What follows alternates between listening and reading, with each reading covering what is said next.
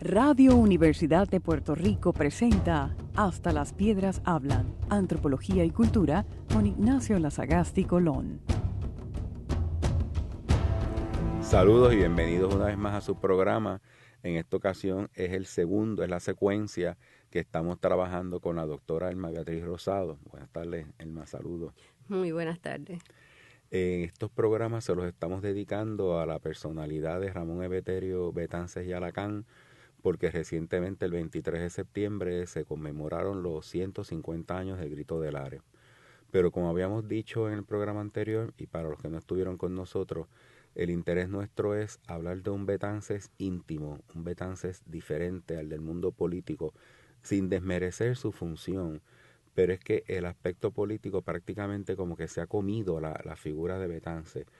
Y dentro de una investigación muy interesante, la doctora Elma Beatriz encontró una serie de cartas de un evento muy doloroso en la vida de Betances, y es el que hemos estado comentando en el programa pasado y vamos a terminar en el programa de hoy, que estábamos comentando fuera de cabina que esto parecía como una novela por entrega, por toda la cuestión de la pasión y los problemas y las distancias y el momento histórico.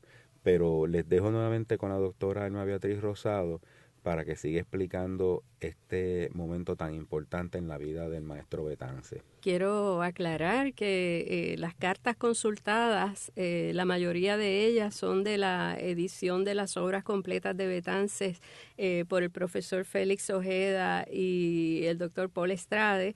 También el libro de Bonafú. Bueno, hay N referencias utilizadas, pero básicamente ahí es donde está la principal. Tengo 63 notas al calce, pero la mayoría de las cartas es ahí de donde las he consultado. Estábamos en 1859. Se había fijado, Carmelita había llegado a Francia y estaban esperando la dispensa papal, y una vez obtenida la dispensa papal, pues ya ellos fijan la fecha del 5 de mayo de 1859 como la fecha para el casamiento. En los primeros días de abril, en una visita que ellos hacen al campo, Betances y Carmelita hablan de los planes que tienen y el proyecto risueño, como Betances le llamaba, de permanecer un año en París para luego regresar y establecerse definitivamente en un campito, también él le llama así, en un campito de Puerto Rico.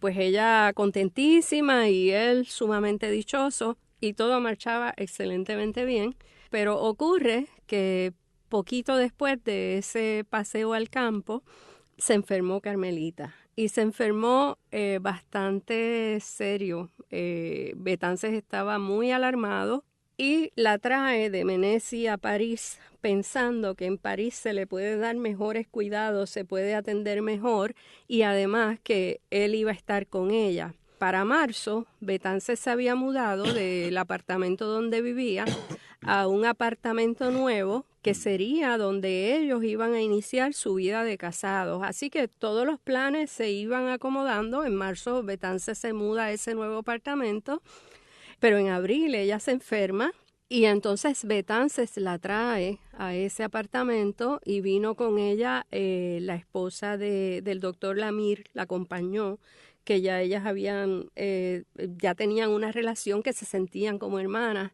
y entonces ella acompaña a Carmelita.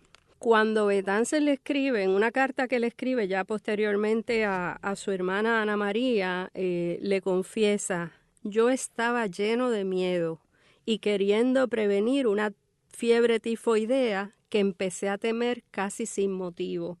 Él sentía que podía ser la fiebre tifoidea, pero él no creía que fuera posible que Carmelita estuviera enferma de esa seriedad.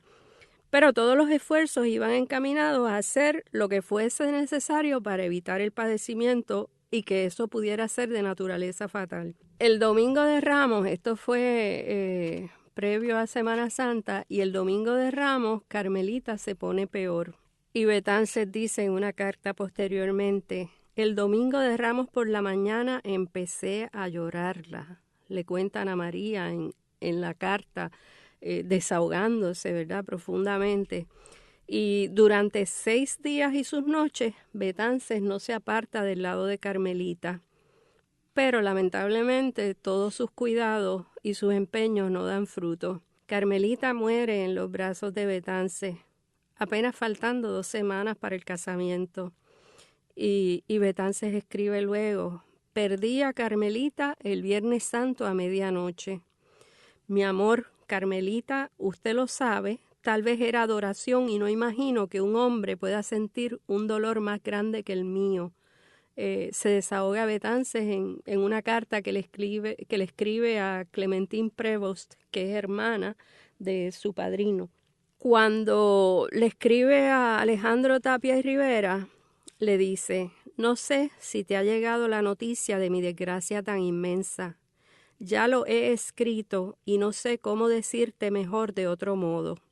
La hija de mi fe, mi escogida, la hermana de todos mis pensamientos, mi compañera, la madre de todo lo bueno que yo hubiera hecho, mi ánimo, mi fuerza, mi vida, mi genio familiar, mi inspiración divina, mi patria idolatrada. Todo eso lo he perdido. En unos días, en un momento la he perdido.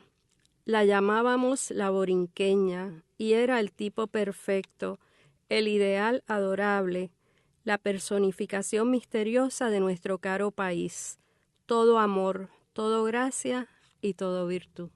Que en muchas ocasiones se dice que es la transfiguración de la patria, o sea, en Carmelita y en la patria, Betances veía una afinidad y como un binomio inseparable, y entonces para él, con todos estos atributos que está describiendo, pues era un sentir bien profundo en su corazón.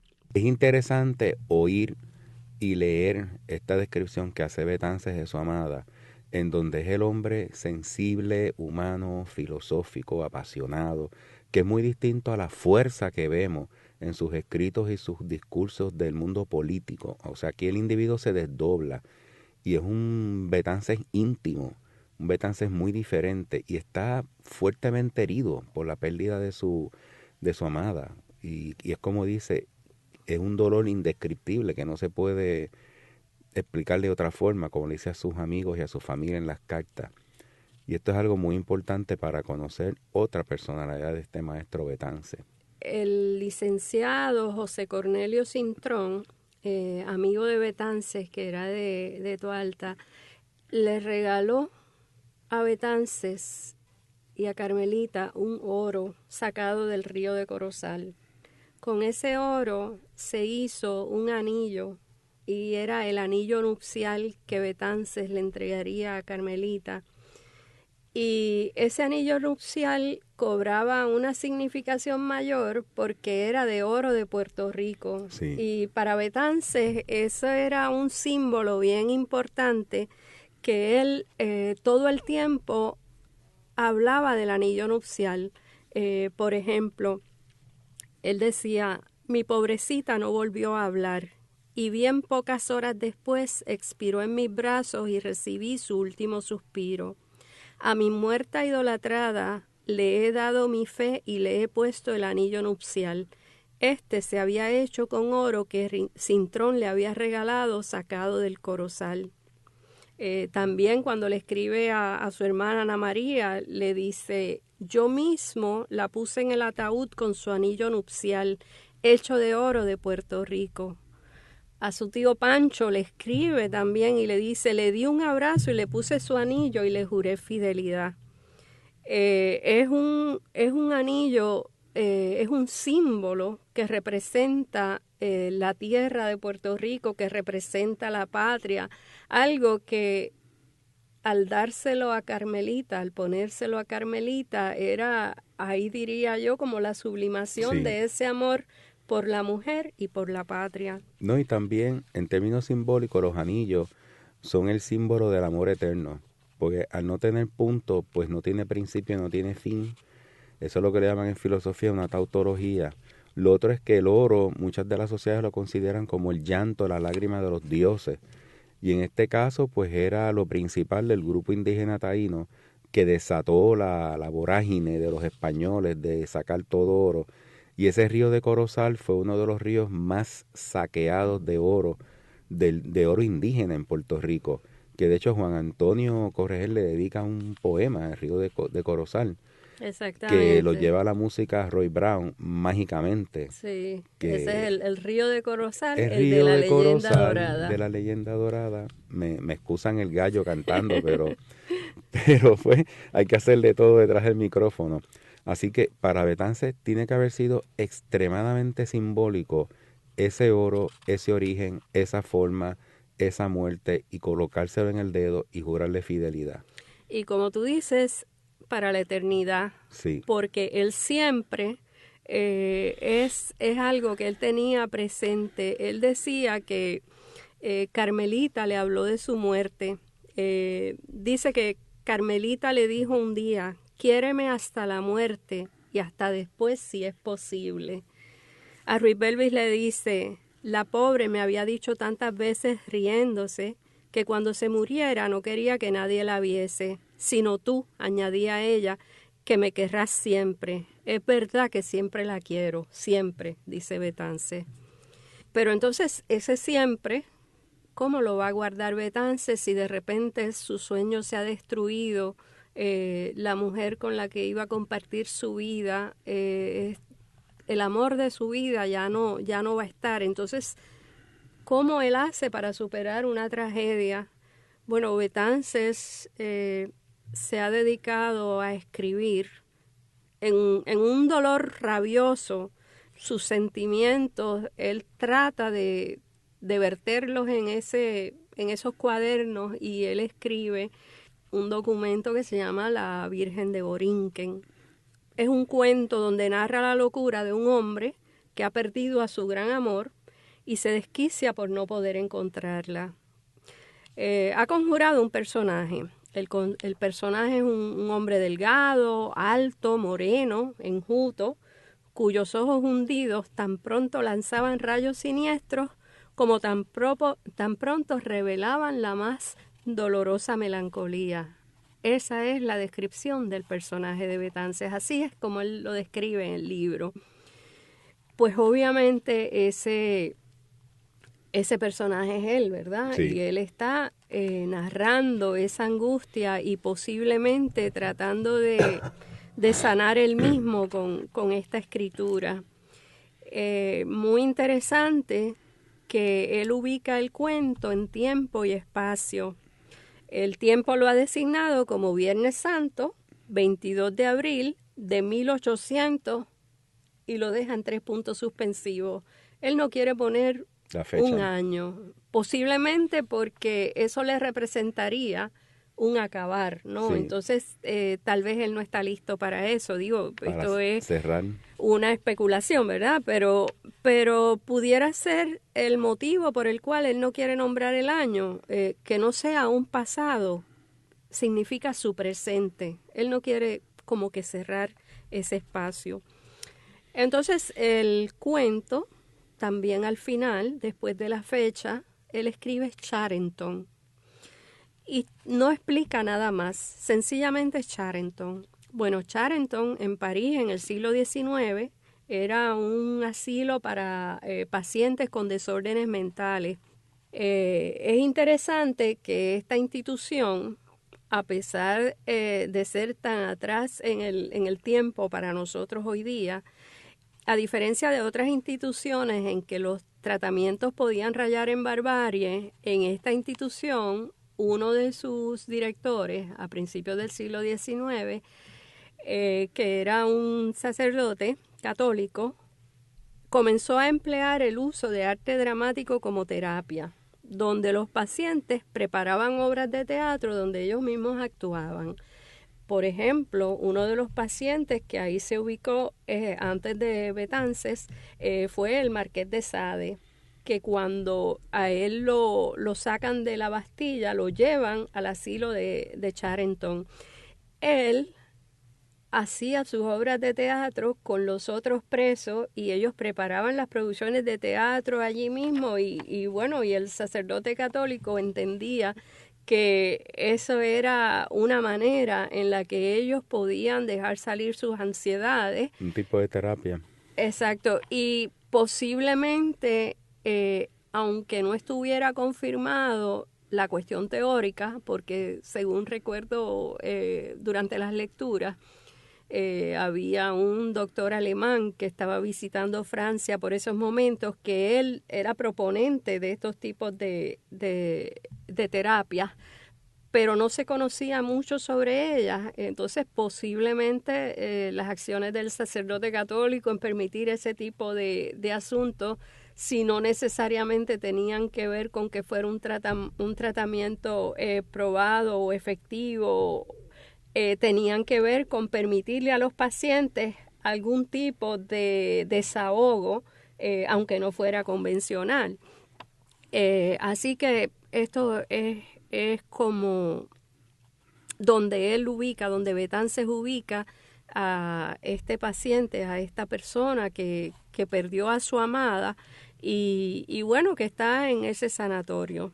Ahí el cuento trata sobre esta persona que está buscando la manera de recoger sus pensamientos.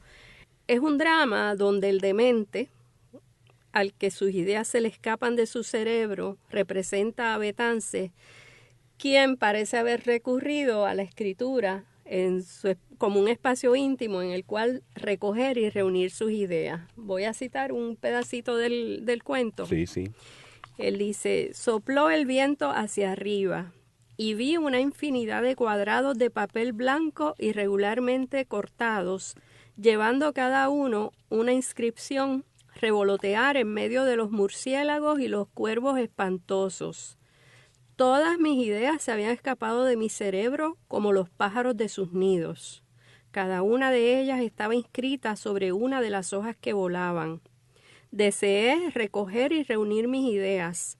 A medida que cada papel caía, corría sobre él. Estaba a punto de apoderarme de nuevo de mi idea perdida, cuando un murciélago, al pasar, lanzó un grito agudo, tocó el papel con el ala y lo hizo caer. Me dirigí a recogerlo, pero un cuervo se lanzó sobre él con un graznido tremendo y me lo arrancó con su pico. Entonces, es esa representación de ese mundo del que habla Betances, donde él necesita recoger sus pensamientos, él necesita tener sus ideas, pero siente que se le escapan de su cerebro y que vuelan por el aire.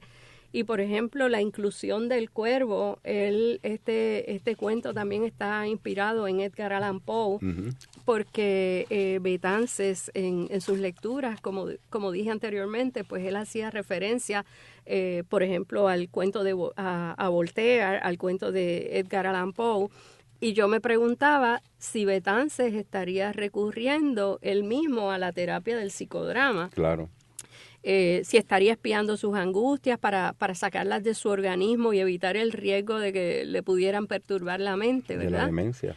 A diferencia de los dramas que se presentaban en el asilo, este es un drama de él íntimamente consigo, porque es una escritura que no se está exponiendo ante nadie, pero que él la va a publicar. Y entonces, obviamente está escrita en francés también, y una vez él la publica, es como que él ya no tiene que hablar y no tiene que contar, porque ahí él ha vaciado, ahí él se ha desahogado. Inclusive cuando le escribe a su tío, le dice meramente en la carta: se ha publicado un pequeño folleto que mando, aún está en francés, que parece que sí tenía la intención de traducirlo, pero su tío va a comprender de qué se trata, y él envía 3 ejemplares y le solicita a su tío que haga las correspondientes entregas, por ejemplo, a sus amigos. Y hablando de amigos, por ejemplo, es importante mencionar que tanto Segundo Ruiz Belvis como José Francisco Basora fueron unos amigos que estuvieron ahí para todo. Fueron unos amigos que Betances apreció, fueron su sostén en el momento tan amargo de dolor. Por ejemplo, cuando él le escribe a Ruiz Belvis, le dice, Basora aquí y tú allá habéis sido más que hermanos. Qué amistad tan grande la vuestra. También comparte con su amigo hermano un lamento. Todo lo bueno que yo sentía y que podía estaba en ella y se lo ha llevado. Mi corazón no late más que para el dolor y se gasta vanamente mi cerebro en el pensamiento único de esta muerte incomprensible. Entonces, Betances quiere traer a Carmelita a Puerto Rico. Él no puede soportar que Carmelita descanse en un lugar donde no es la patria. Un sol extranjero. Exacto. Y entonces él comienza a escribirle a Ruiz Belvis, a hacer los planes para traer a Carmelita a Puerto Rico. Y se necesitan unos permisos y bueno, toda esta logística la procesa con Ruiz Belvis, pero le dice a Ruiz Belvis en un momento que si no hay opciones, si no consigue el permiso, él va a buscar opciones para entrar clandestinamente y que averigüe, le dice a Ruiz Belvis, averigua cómo otros lo han hecho, pero él estaba decidido que Carmelita tenía que regresar a Puerto Rico. En última instancia dice que si no Puerto Rico, entonces República en Santo Domingo. La llevaría a Santo Domingo, que ahí descansaría en una antilla hermana. Uh-huh.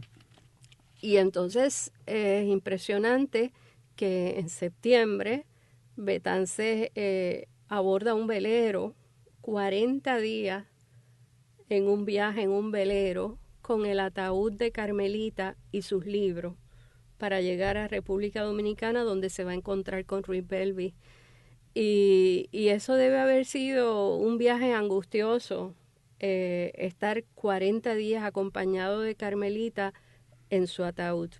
Precisamente el doctor José Francisco Basora es quien lo acompaña a cambiar de ataúd a Carmelita, porque entonces hay que pasarla a un ataúd de plomo, la sacan van al cementerio, la desentierran, que la habían enterrado en Menezes, y entonces la pasan a un ataúd nuevo, y en ese ataúd es que él la trae a Santo Domingo. Y bueno, se encuentra con Ruiz Belvis, que ha conseguido todos los permisos y demás, y llegan a Puerto Rico. Cuando llegan a Puerto Rico, entonces tienen que esperar unos permisos eclesiásticos, y Betances, esos permisos se tardan 15 días.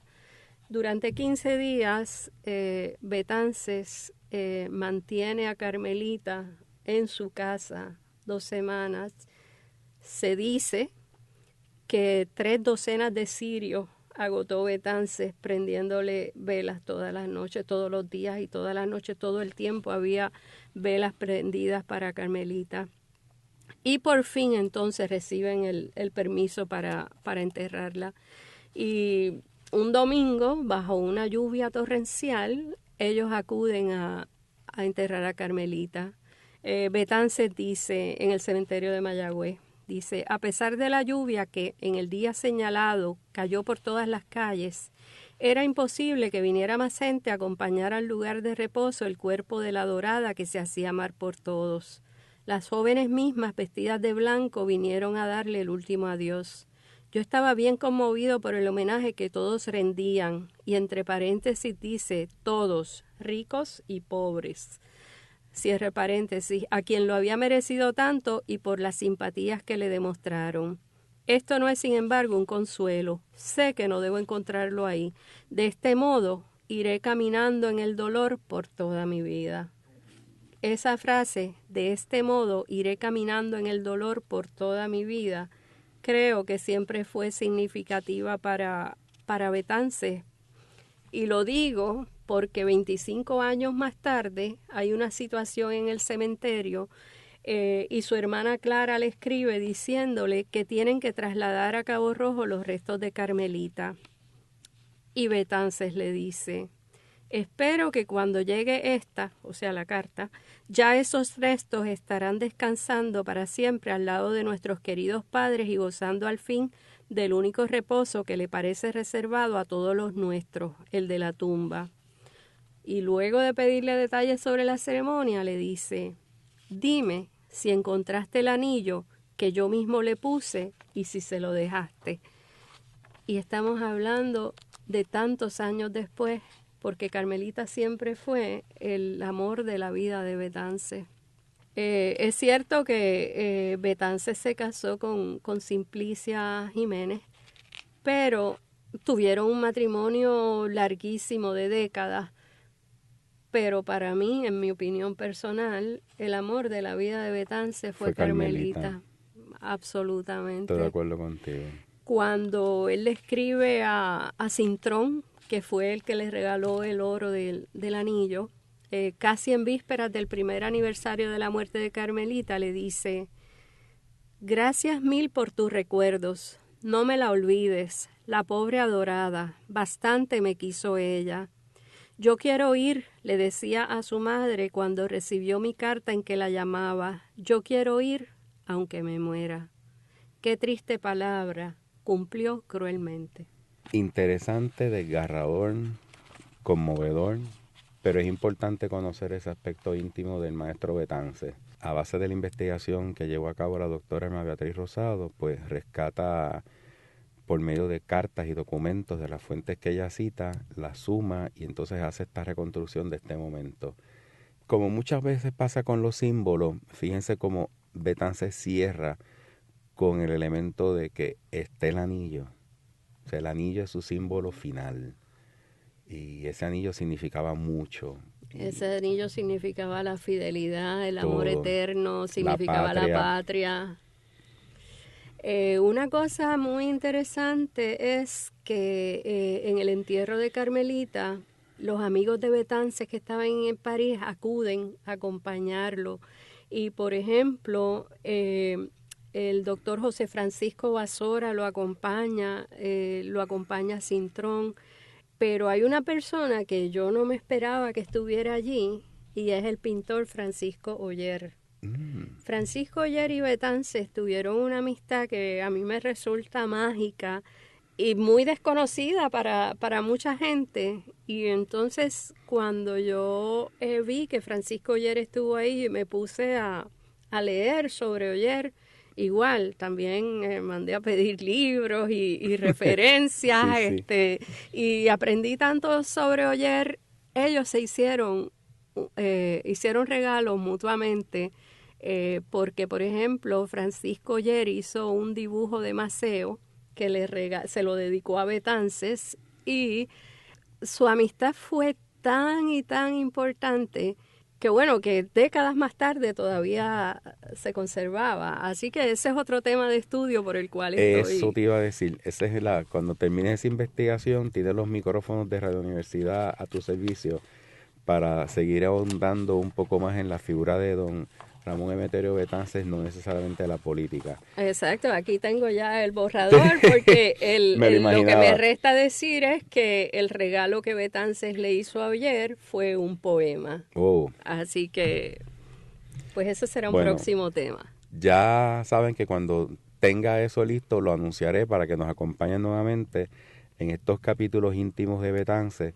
Le damos las gracias a la doctora Alma Beatriz Rosado por su presencia, su investigación, su fuerza de investigación histórica, y en los controles a Ángel, que es el que nos lleva al aire en la piedra.